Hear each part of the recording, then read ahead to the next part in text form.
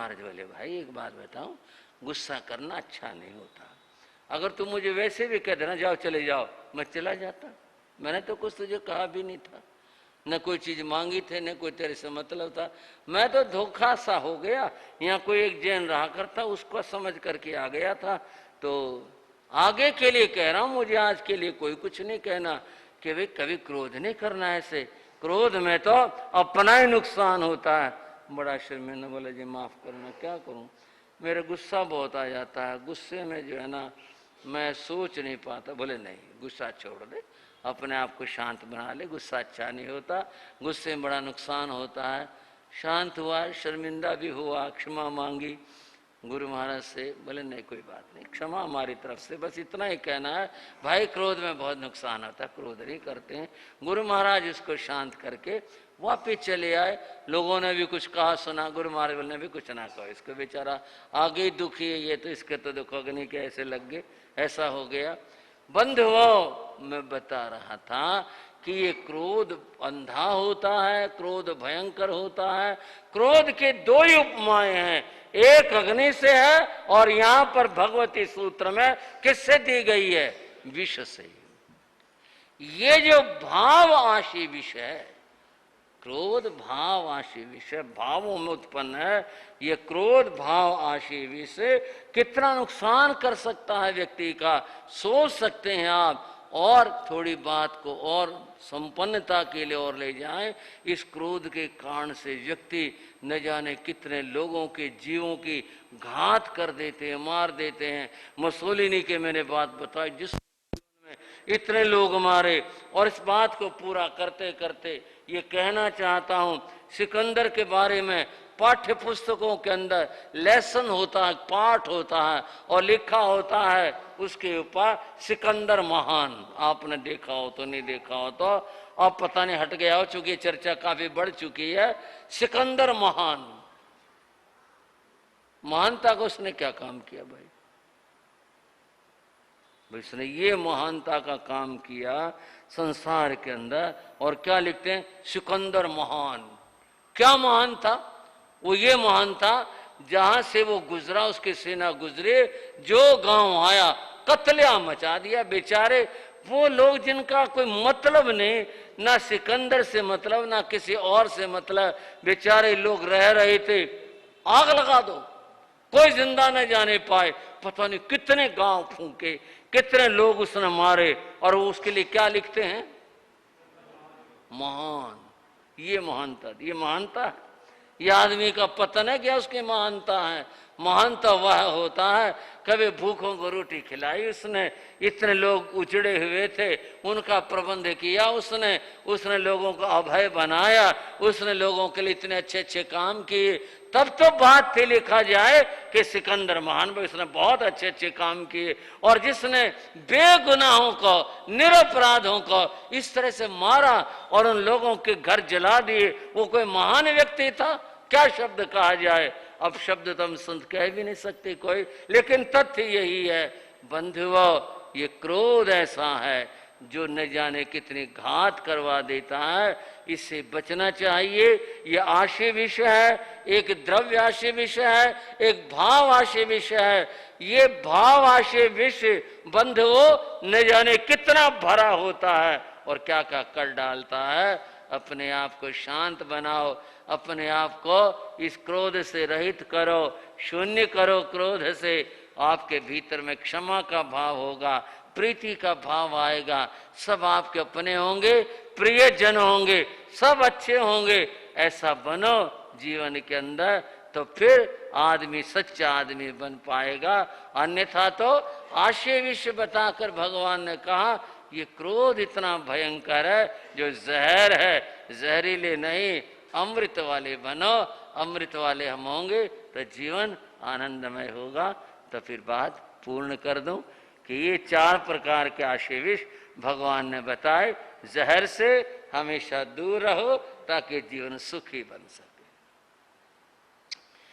जिन शासन गौरव गाते हैं, जिन शासन गौरव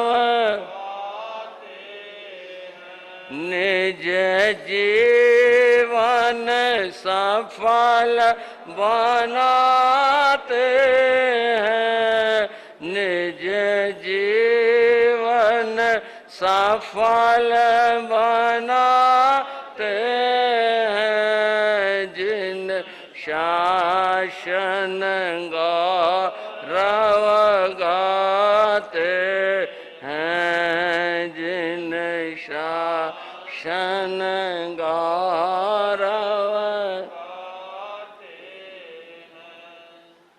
बंधुओं, एक इतिहास पुरुष जिसका नाम शक्तार था, सकडाल जिसे कहते हैं, उसके परिवार की बात चल रही है। आप पीछे चर्चा में सुन चुके, उसका बड़ा बेटा तो एक ऐसी राह चला गया जहां से लौटना बड़ा मुश्किल होता है। शक्तार ने अपने छोटे बेटे को युवा जानकर उसके विवाह की बात सोची, ताकि फिर आगे और भी परिवार व्यवस्था देखनी है। विवाह के लिए संबंध हो गया था और फिर विवाह की तारीख भी निश्चित हो गई। उसके बाद अब विवाह की तैयारियां थी, जैसा खाना पीना, सब लेना देना, उपहार होते हैं, वे सब संजोए जा रहे थे। एक जगह बात अटकी हुई थी, राजा को क्या भेंट करें। राजा को आभूषण दे दें गले में पहनने का, बहुत महंगे वाला, मुद्रिकाएं अंगूठियां दे दें, और सोचते हैं तरह तरह की बात। घर में भी सलाह हुई, बेटे से भी सलाह ली, बोलो भाई क्या दें राजा को। मंत्री ने कहा मैं सोचता हूं राजा के जो योग्य हो वो उपहार दो। पिताजी फिर आप ही बताओ क्या उपहार दें। मंत्री ने कहा बेटा, राजा के कुछ चीजें होती हैं, जो उसकी शोभा भी होती हैं और वो राज चिन्ह भी होते हैं। जैसे बोले छत्र है, ये राज चिन्ह है, राजा जब बैठते तो छत्र ऊपर किया जाता। बोला ये ठीक, सही बात है आपकी। बेटा मुकुट राज चिन्ह है, आभूषण राज चिन्ह नहीं है, मुकुट राज चिन्ह है। ये बात ठीक है आपकी, आप ठीक कह रहे हो। एक अंगूठी इसके ऊपर नामांकन होता है, वो भी राज चिन्ह होता है। ये भी ठीक है, आपकी बात सही है। और मैं सोचता हूं एक सोने का सिंहासन बनवा दें महाराज के लिए। और जो सुझाव दिया महाराज ने, परिवार ने कहा ये ठीक है, ये अलग से महाराज के लिए बनवा दो और उन्हें भेंट कर दो। राजा ये खुश होगा, कहेगा भाई मंत्री ने अपने बेटे के विवाह पर ऐसी चीज उपहार दी हमारे को, बहुत ही सुंदर दी। कारीगरों को बुलाया गया जो सोने का काम करते थे, उनको योजना बताई। बोले ठीक है बन जाएंगी सारी चीजें, इसके लिए इतना सोना चाहिएगा, ये चाहिएगा, जो कुछ। मंत्री ने कहा भाई देखो ये चीज प्रचार की नहीं है, गोपनीय है। तुम मेरे तल घर में तय खाने में काम करो, ताकि सोना भी बहुत सारा आता है, लगता है, तो थोड़ी भाई उसकी भी सुरक्षा रहे, और दूसरे भाई प्रचार नहीं होना चाहिए। बोले नहीं होगा। तल घर में प्रबंध कर दिया, कारीगर काम करने लगे। कोई मुकुट बनाने लगा, तो कोई मुद्रिका बनाने लगा, कोई छत्र बनाने लगा, कोई सिंहासन बनाने लगा। काफी सारे कारीगर काम पर लग गए। नीचे सोना गलाया जाता था, सोने की कुटाई होती थी, जो भी पतरा बनाया जाता था, सब काम गोपनीय होता था, नीचे होता था। बाकी और विवाह के जो कार्यक्रम थे वे वहाँ पर ऐसा होगा, वहाँ भोज होगा, बारात वहाँ से चढ़ेगी, वहाँ से जाएंगे, ये सब और काम तो अपनी तरह से चल ही रहे थे। ये काम पूरा गोपनीय था और पहरे पर 2 सैनिक थे, कभी कोई आदमी नीचे झांके तक भी नहीं। जो शत्रु होते हैं वो छिद्रान्वेषी होते हैं। शत्रु हमेशा देखता रहता, कहीं मौका लगे, कोई बात हाथ लगे, कुछ हो ऐसा, इस तरह का। शक्टार का कोई शत्रु नहीं था, बस एक आदमी शत्रु था, वही जिसकी वो गंगा में से उसने वो निकाली थी, यंत्र निकाला था, उसके श्लोकों पर मिलने वाला इनाम बंद करवाया था। वो हमेशा यही तलाश करता रहता था, कोई बात हाथ लगे शक्टार के और फिर मैं अपना बदला लूं। उसने कहा इसके यहाँ कुछ हो रहा, कुछ चल रहा है, क्या हो रहा है, चल रहा, कुछ पता नहीं चल रहा। एक पहरेदार को उसने रिश्वत दे करके पटा लिया और उससे पूछा यहाँ क्या होता है। उसने कहा पंडित जी बताने की बात नहीं है, गोपनीय बात है मंत्री की। क्या बात है? बोले नीचे जो है वो ऐसे ऐसे मुकुट और ये छत्र सिंहासन ये राजा साहब को भेंट देने के लिए मंत्री जी नीचे बनवा रहे हैं। बोले अच्छा। अब उसे जरा सी बात मिली, इस बात को तो फिर तिल का ताड़ उसने फिर बनाना था, उसे तो चाहिए था। उसने इस सब को और तरह से भी जान लिया, भी ठीक नीचे काम हो रहा है, चलो होने दो कुछ। एक दिन वह महाराज के पास घनानंद के पास पहुंचा। आओ पंडित जी। कैसे आए? महाराज आ गए। अब आपने तो हमारे लिए जगह नहीं छोड़ी, फिर भी आप हमारे महाराज हो, हम तो आपको सब तरह से आपका रखते ही हैं जो ध्यान है। बोलो क्या बात है, कैसे? कुछ निवेदन करना था। बोलो। आप इस शक्टार पर बड़ा विश्वास करते हो, तो विश्वास के योग्य है, हमारा मंत्री है, और इसके पिताजी भी हमारे पिताजी के मंत्री थे। ये तो हमारा सारा खानदान चला रहा, इनका भी हमारा भी, ये तो पुश्तैनी मंत्री हैं, और शक्टार बहुत ही राज्य का वफादार, हमारा वफादार है। क्या शिकायत लेके आए इसकी? बोले नहीं, क्या शिकायत करनी, आपने सुननी तो है नहीं। नहीं, बोले बताओ क्या बात है, क्या कहना चाहते हो?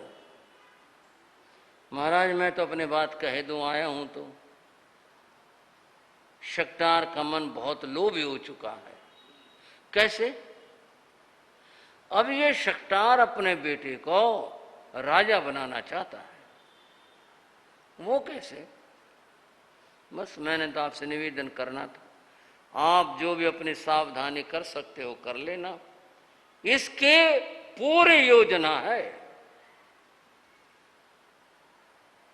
पंडित जी ये जो आप कह रहे हो, ये इस बात में कुछ सार भी है? बोले है, मैं प्रमाण दे सकता हूं।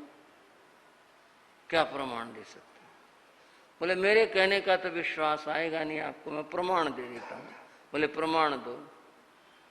आपको पता ही है कि शक्टार अपने बेटे का विवाह कर रहा है। बोले हाँ जी ये तो है ही मन बात, फिर क्या बात इसमें? बोले ये जो बाराती और सब इकट्ठे कर रहा है ना, ये कोई बाराती वगैरह कुछ नहीं है, ये तो बारात के नाम पर फौज इकट्ठी कर रहा है। क्या बात करते हो आप?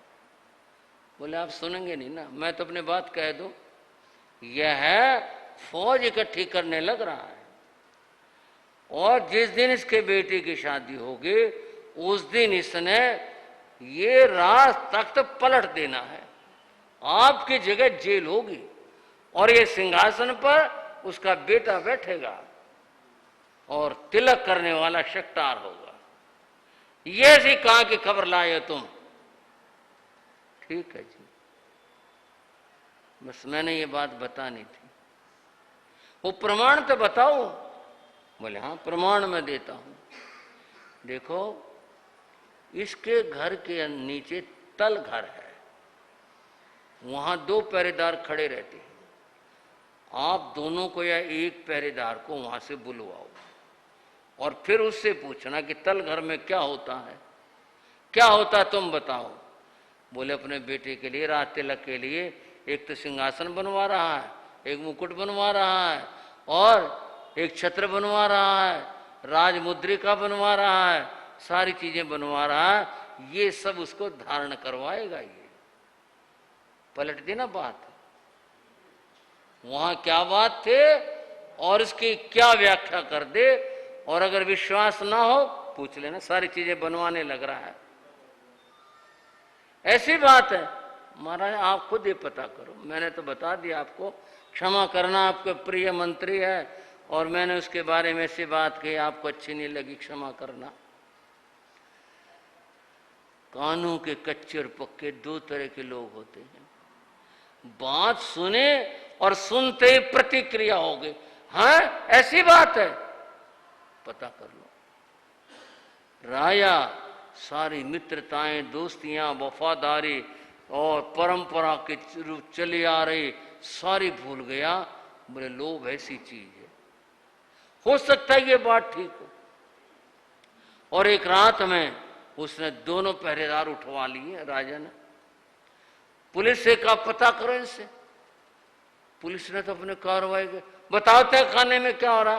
बोले सिंहासन बनने लग रहा है।